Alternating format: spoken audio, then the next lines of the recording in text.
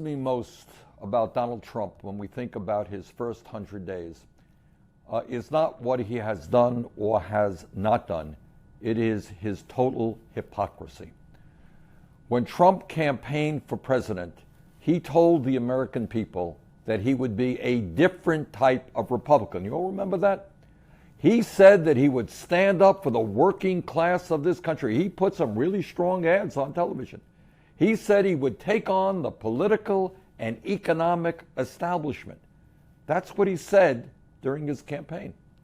Now, almost 100 days into his administration, let's see what he did as opposed to what he said.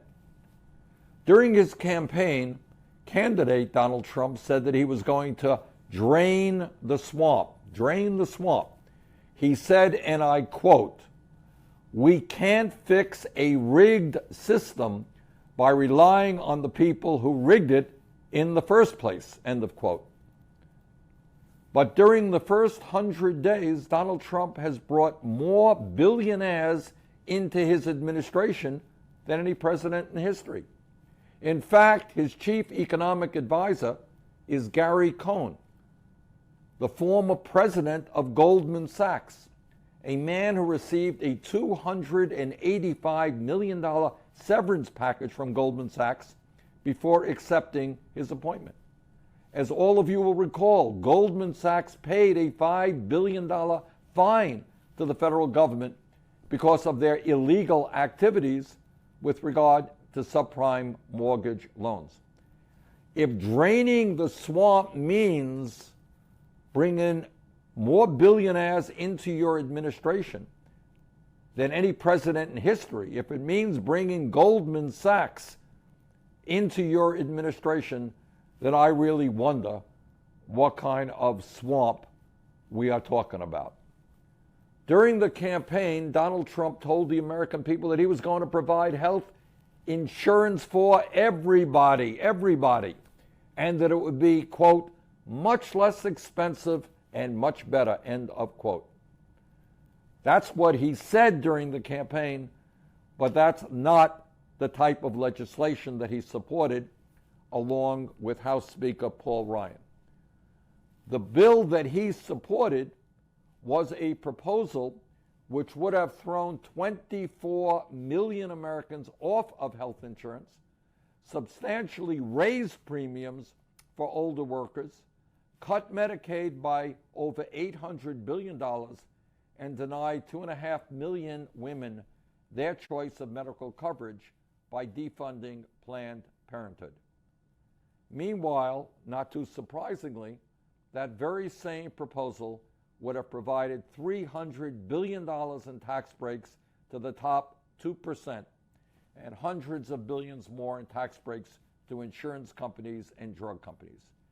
It also would have cut coverage for many of our people who are struggling today with the opioid epidemic. So here is the situation. He promises health care for everybody, supports legislation that would have thrown 24 million people off of health insurance. As a candidate, Donald Trump said that he understood the pain that working families across this country were feeling. Well, he's right. There is an enormous amount of pain on the part of people who are working longer hours for lower wages, on the part of people who cannot afford childcare, who are worried to death about their kids, who cannot afford to go to college.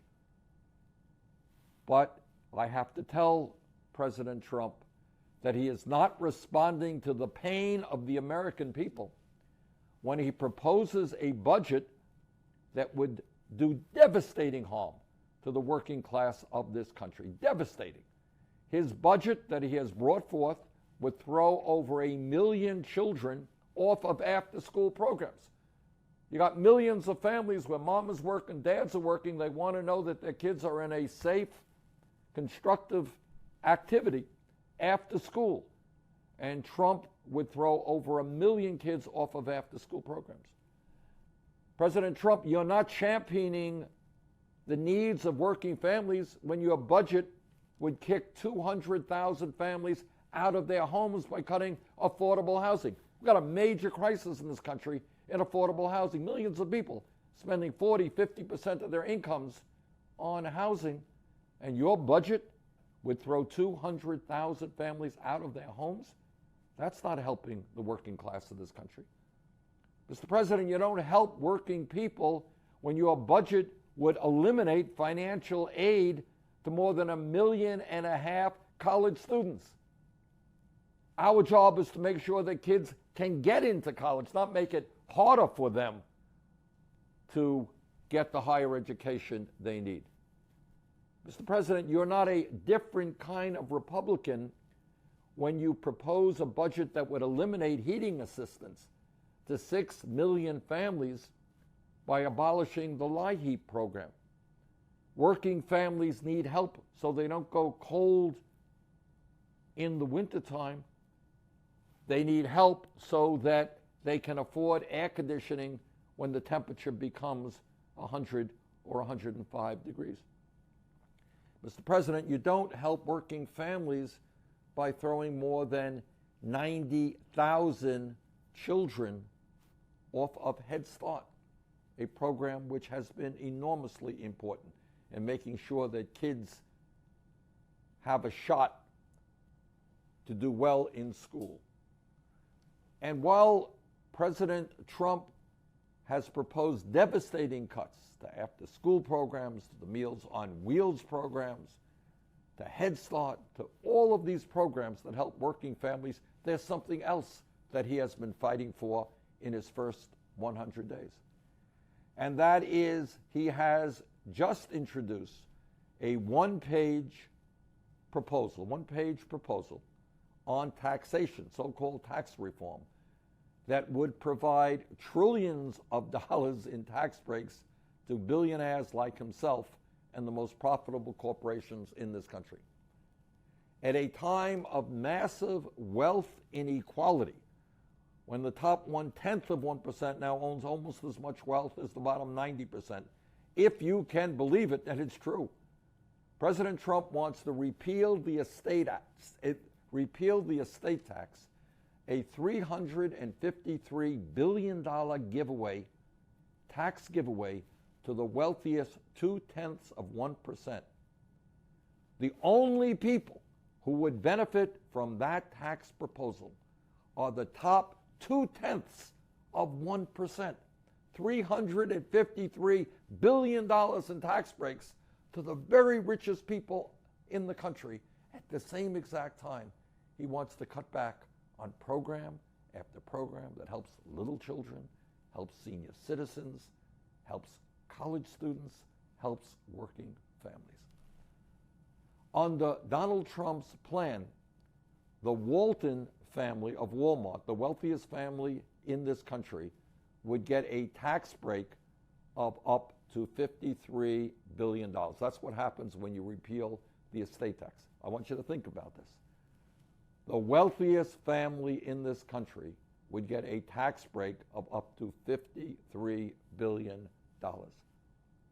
The Koch brothers, the second wealthiest family in this country, a family that is spending hundreds of millions of dollars to try to buy elections for candidates who will protect the interest of the wealthy and the powerful.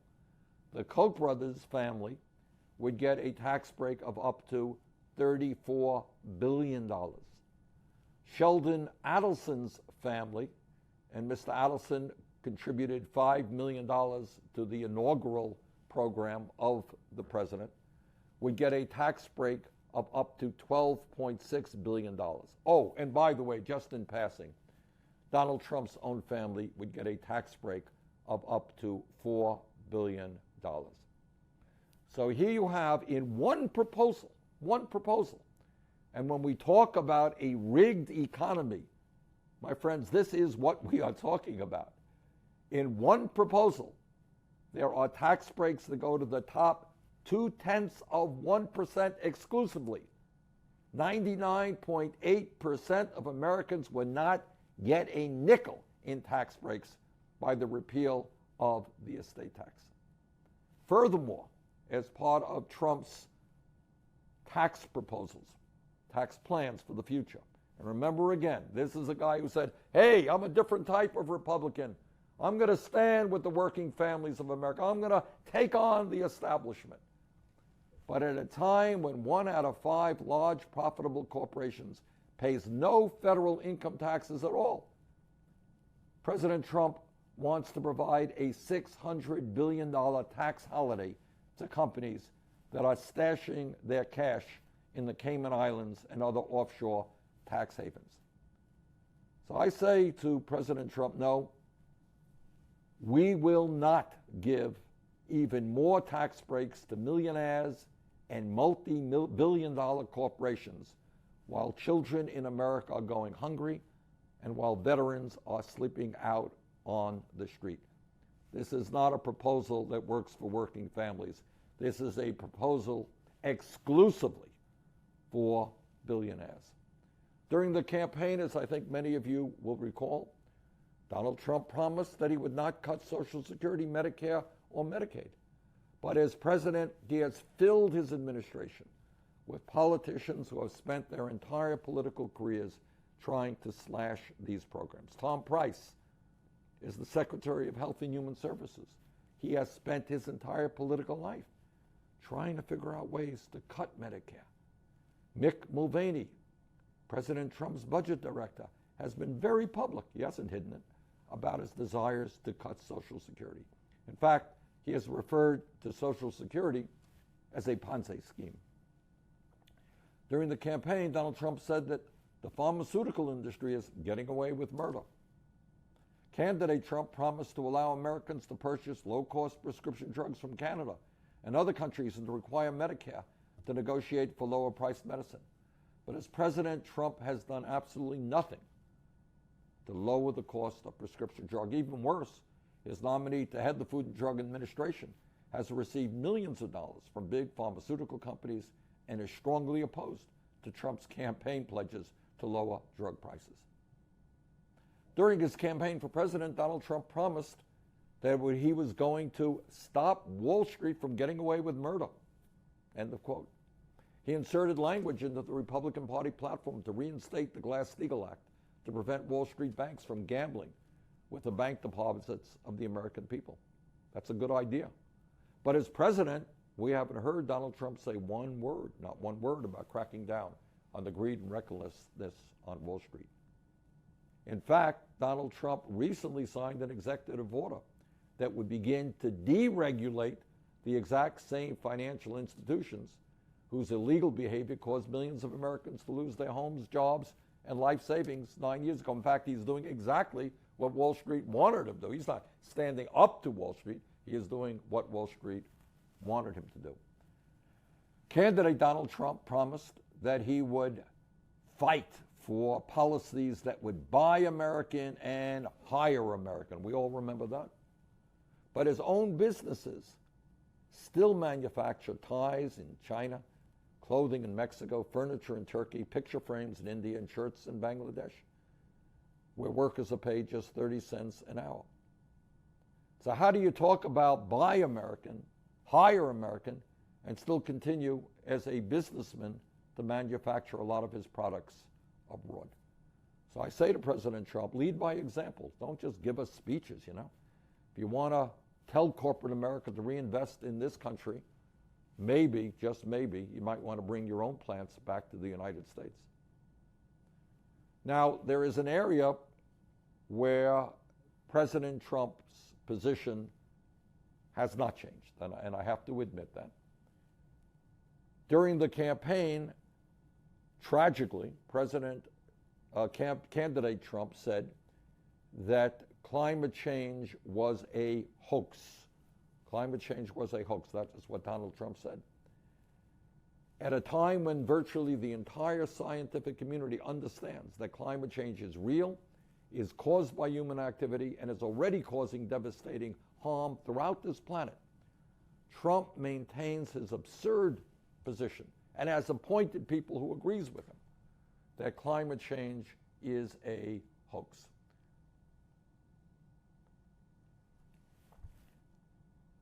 Further, what President Trump is also doing in a way that is unprecedented in modern American history is trying to divide us up by race, by religion, by national origin, by our gender, and by our sexual orientation. A good president, conservative presidents, progressive presidents, understand that one of their main jobs is to bring people together. Over the past 100 days, this president seems to be doing everything that he can to divide us up, to turn one group of Americans against another group of Americans. He wants us to live in fear and to live with hatred, not to live with love and respect. Now, if there is a silver lining in the past 100 days, it is this. It is that the American people are beginning to understand that when they stand together, when they fight back, there is nothing that we cannot accomplish. When Donald Trump and Paul Ryan came up with their disastrous health care plan to throw 24 million Americans off of health insurance, the American people fought back, and that plan was defeated. In my view, our job is not just to prevent the repeal of the Affordable Care Act, it is to pass a Medicare for all single-payer system, guarantee health care to all people as a right. That's what the rest of the industrialized world does. That's what we should be doing. Just the other day, along with 20 other senators, I introduced legislation that would finally allow working people in this country to have a living wage, $15 an hour. We've got to raise the minimum wage. We have got to bring forth an infrastructure plan that puts 15 million people back to work and rebuilds our crumbling roads and bridges. We've got to continue the fight to make public colleges and universities tuition-free and have a Wall Street speculation tax pay for that. We have need to join almost every country on earth, rich or poor, in making sure that working families have paid family and medical leave. And there is legislation that has been introduced providing 12 weeks of guaranteed paid and family leave. We have got to take on the greed of the pharmaceutical industry by lowering the outrageous cost of prescription drugs. People are dying today because they cannot afford the high prices that the drug companies are paying. We have got to expand Social Security, not cut Social Security.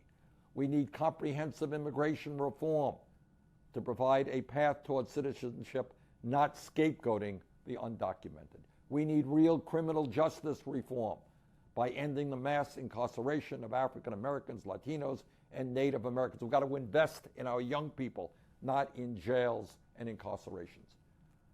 We've got to make sure that the wealthy and the large corporations not only do not get huge tax breaks, but that they begin to pay their fair share of taxes. There is an enormous amount of work to be done, and I have just touched on some of the issues. So let us stand together. Let us go forward. Let us demand a government that represents all of us and not just the 1%. Now is not the time for despair. Now is not the time for giving up. Now is the time for fighting back. Thank you all very much.